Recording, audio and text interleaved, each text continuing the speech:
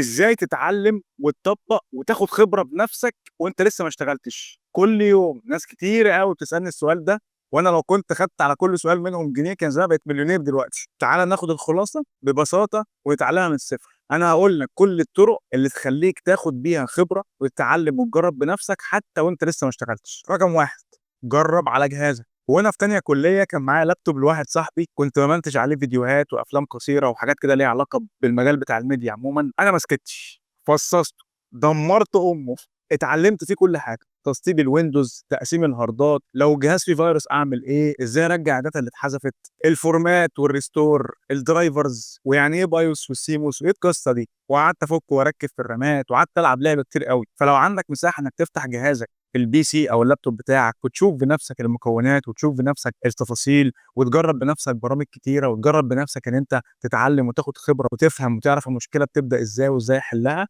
هيبقى حل جميل جدًا ليك. تاني حاجة الvirtual machines أكيد جه في بالك دلوقتي لأ، أنا مش هاجرّب في جهازي وأنا خايف ومرعوب، أنا أصلًا لوحدي جهازي متوصّل لوحده، تقول لي ألعب في جهازي؟ لأ، مش هالعب أنا في جهازي. جه بقى الحل دلوقتي، في اختراع فتاك اسمه الvirtual machine وهو إنك تعمل جهاز كمبيوتر وهمي على جهاز الكمبيوتر بتاعك الحقيقي، تجرّب فيه كل حاجة أنت عايزها، برامج بقى، فيروسات، برامج جديدة، ألعاب، drivers أيًا كان. من الآخر معاك بيئة كاملة تقدر تتعلم وتجرّب فيها كل اللي أنت عايزه، سواء بقى كان في الكمبيوتر ومشاكله أو كان في الشبكات أو كان في المشاكل اليومية اللي ممكن تقابلك كIT help desk. وعندنا حلّين حلوين أوي، برنامجين مشهورين جدًا في المجال ده أو في الموضوع ده، برنامج اسمه الVMware وبرنامج اسمه الvirtual box. بانصحك تبحث عنهم وانصحك إنك تنزّل البرامج دي وتحط أكتر من جهاز وهمي وتجرّب وتلعب براحتك فيهم. تالت حاجة الجروبس، أنا شخصيًا مدخّل نفسي في 50 جروب IT على الفيسبوك، وباسمع وباقرا مشاكل لناس تانية كتير أوي شغالين في شركات تانية، وناس بتنزّل مشاكل، وناس بتحلّها،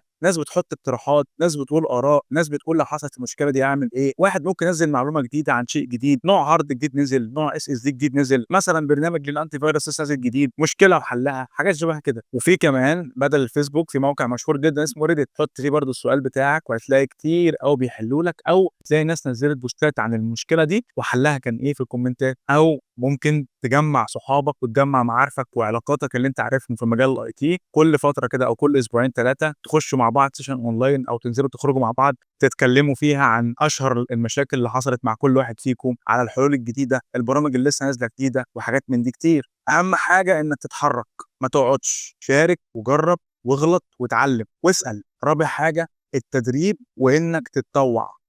إيه الكلمة دي؟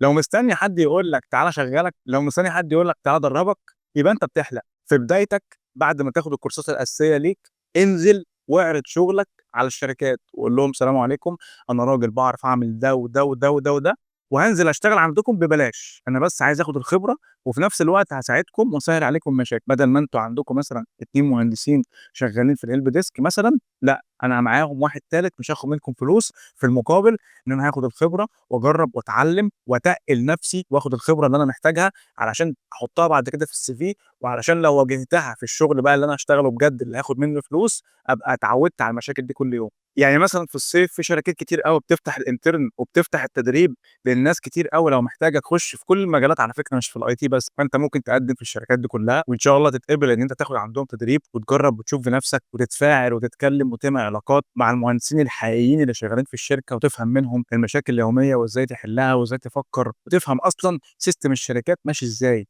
في النهاية في مقولة عمرك ما هتنساها وهي إن اللي اشتغل كتير قبل ما يشتغل، هيشتغل بسرعة بعد ما يشتغل.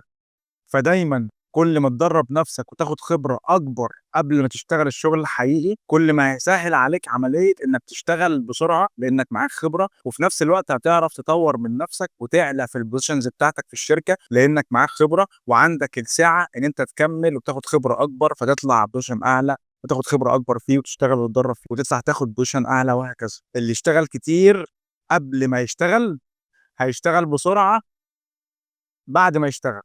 ولو مش عارف تبدأ إزاي في مجال الIT بشكل عملي منظم، فأنا عامل دبلومة كاملة اسمها الIT Help Desk هتتعلم فيها كل شيء من الصفر، من تحت الصفر كمان، عن أساسيات الكمبيوتر وأساسيات الشبكات وأساسيات الcyber security، وكمان أشهر المشاكل اليومية اللي هتقابلك وأنت شغال كHelp Desk أو technical support. تقدر تبعت لي على الواتساب على الرقم ده وهابعت لك كل تفاصيل الكورس، نتناقش ونتكلم، وهاساعدك إنك تبقى مضبوط، وإنك تبقى معمول بالملي كده زي ما الشركات محتاجاك برّه، وزي ما الشركات عايزة حد فاهم وحد خبرة في الحاجات دي كلها. تقدر تشترك في الكورس لمّا تبعت لي على الواتساب، هابعت لك كل التفاصيل. وما تنساش لو عندك أي سؤال أو أي استفسار ليه علاقة بمجال الIT بشكل عام، ابعته لي في الكومنتات أو في الDM على الخاص، وهارُد عليك في الفيديوهات اللي جاية إن شاء الله. لحد هنا وكفاية، ما تنساش صلّي على النبي، أشوفك على خير، سلام.